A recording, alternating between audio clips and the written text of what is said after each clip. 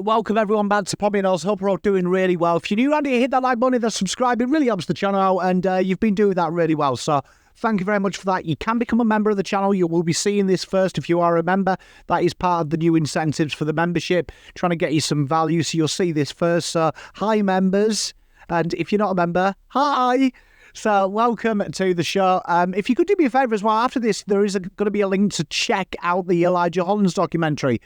Started to just do some little documentaries. Big shout out to Terry from Blue Abroad and also Pies Footy, who approached me with the idea saying that they thought it was a niche in the market for Carlton fans. So if you do enjoy that, let me know, because I've got a load planned from other clubs, draftees, trades, all sorts of things that I enjoy talking about. So I thought we could go on an exploration of learning together, because it's always good learning with friends, isn't it? So here we are, we're talking about learning with friends. We're here to look at the VFL, which Carlton went down this week, as they often do, 71-94, 23 points at Icon Park, which sounds weird, it's Prince's Park, but that's another story. Round 19 of the VFL season.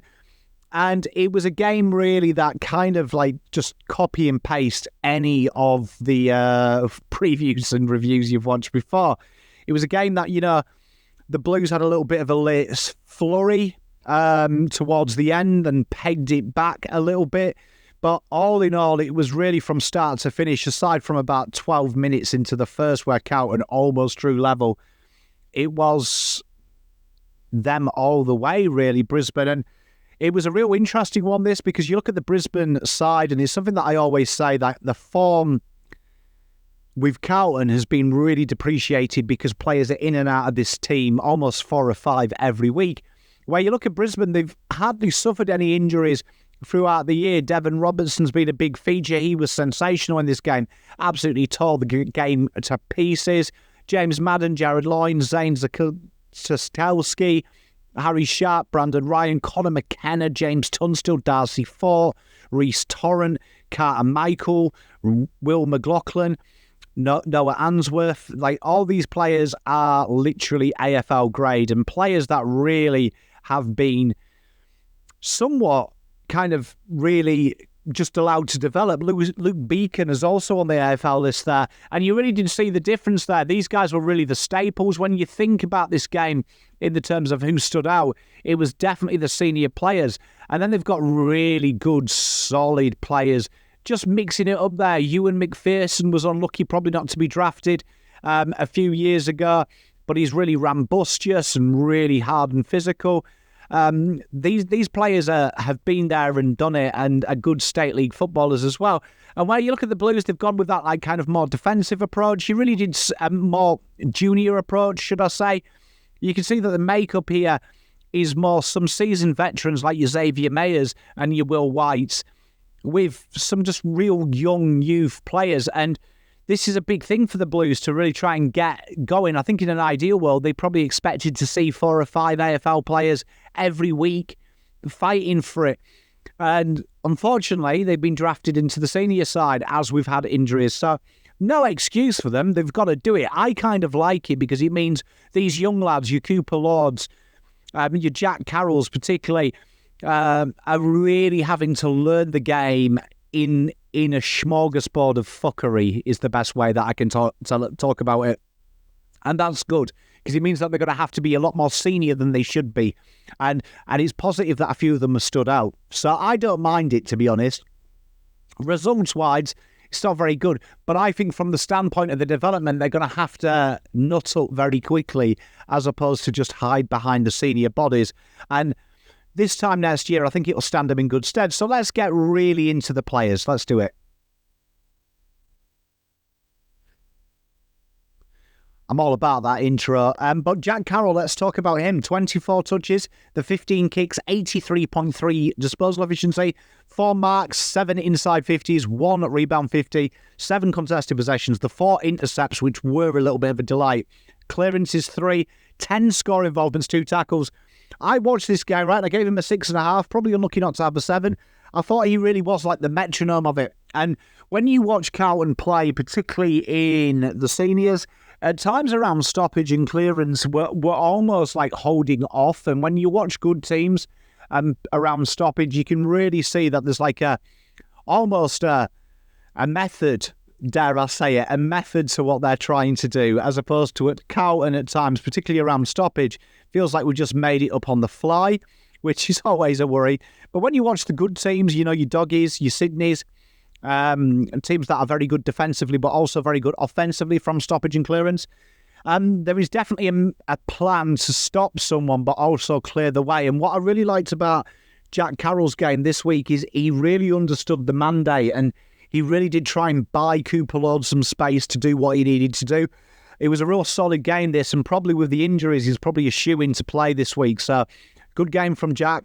Really enjoyed it. Would like to see a little bit more offensive flair and him take the game on a little bit, but I did like what he did as an auxiliary to help the players around him. Caleb Marchbank obviously took a knock, got injured very early doors. Unfair to rate him. So he didn't really do a lot of note.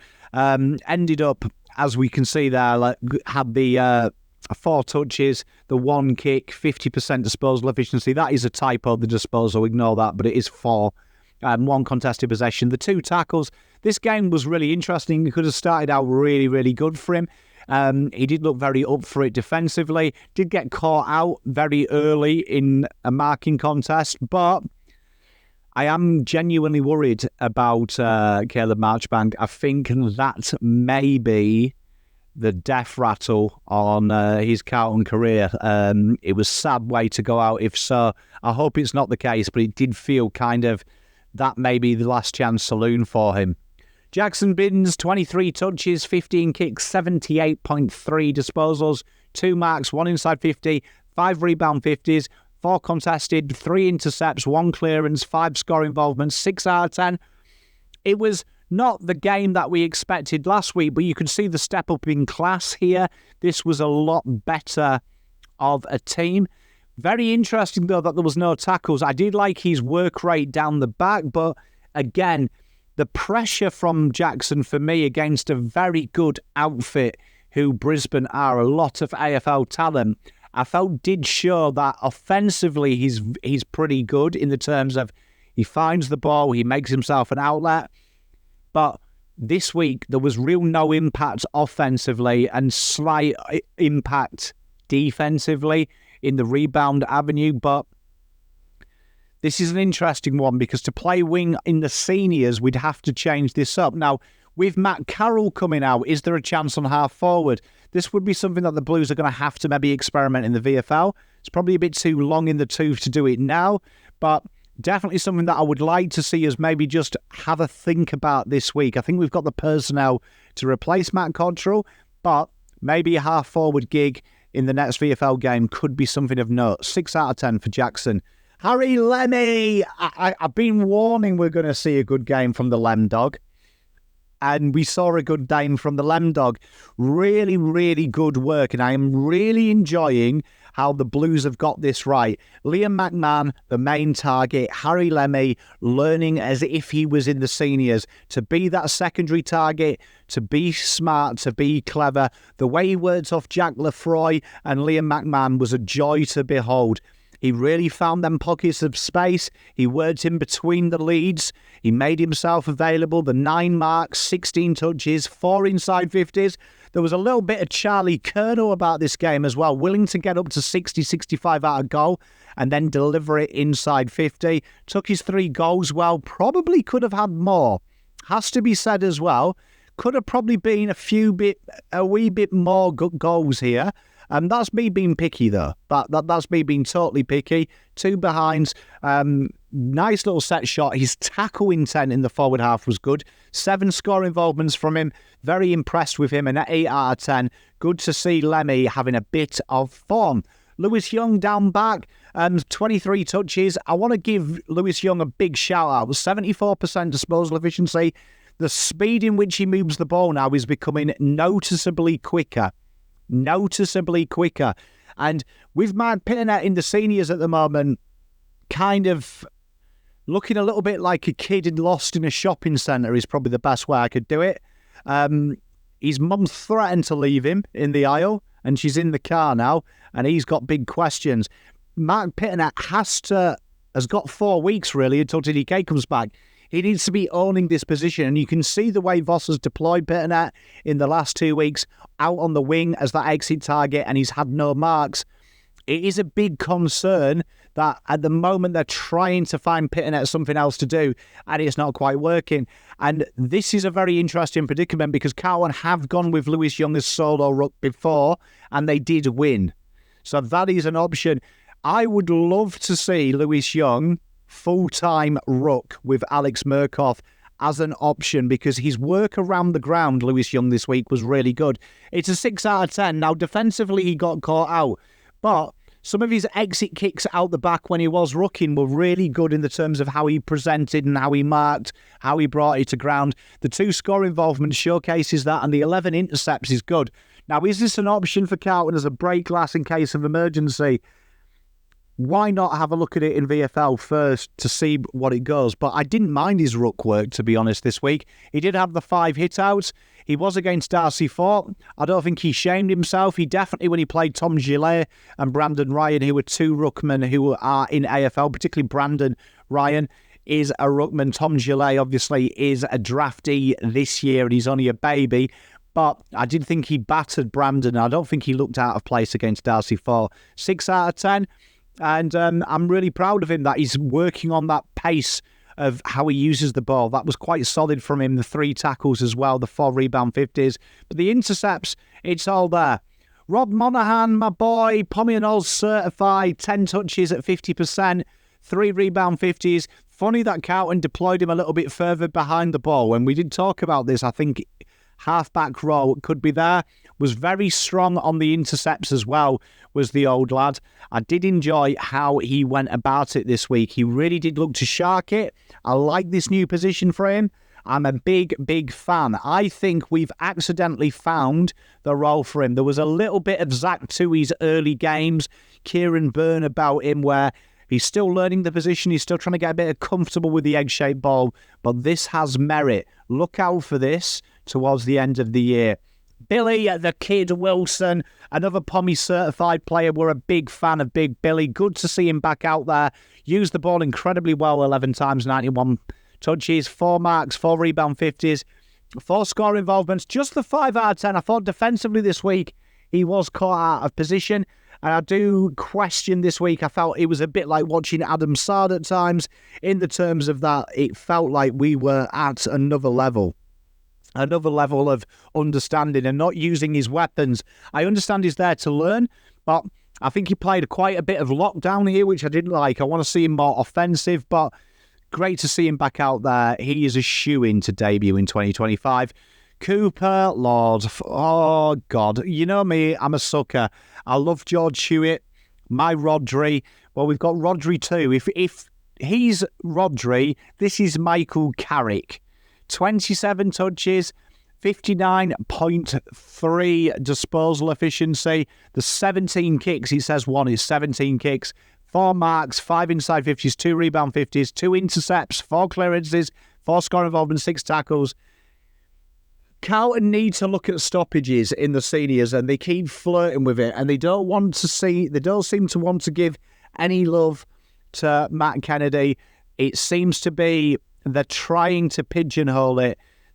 This could be something that stares them in the face. If you look at the good teams, the way they manage to take away space to open the avenue up, it's obvious that Carlton want Cripps to burst through the middle, take that first contact and handball it. If Carlton go to a more traditional setup, and that traditional setup, what I mean by that, is creating the space in behind for a quick player, if that's Sam Walsh, that's Adam Cherrett, whoever it is, Cooper Lord could be the man for the job. His ability to hold 2 players off is uncanny, and the space he creates is absolutely Banterville at times. Xavier Mayer was absolutely feasting on them openings that Cooper Lord does. He's hard, he's tough at it, he's got a bit of mobility as well, he's quick himself, and he's not scared of taking off when he does that blocking role.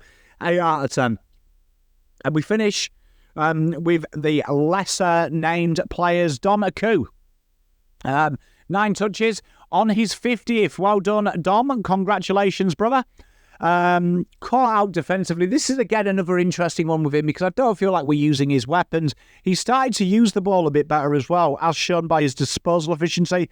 But again, it doesn't seem to be turning into results. So just a 5 out of 10 for me from Dom. Ashton Moyer, he's gone from strength to strength. Playing higher up the ground, learning the role has really paid him dividends. His ability to stay invested in the game is definitely apparent. His 4 marks, offering himself a target, was incredible. The 10 score involvements and the defensive fatuity of 2 tackles really showcases how much this boy has improved.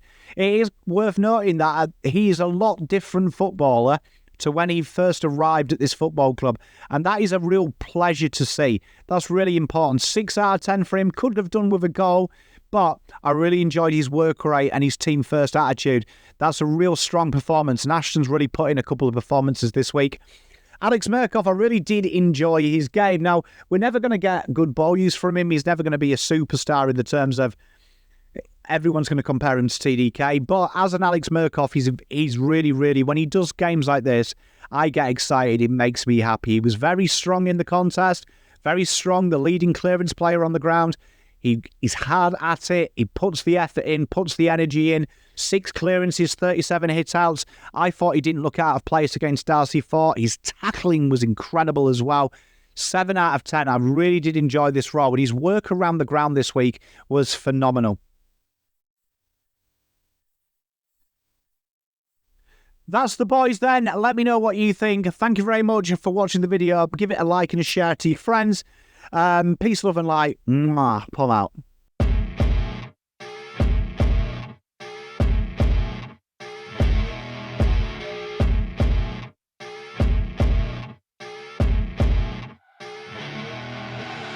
I see her rolling up, Uber black Cadillac, high heel boots and a sexy body full of tats. Baby's bad, oh baby's hella bad.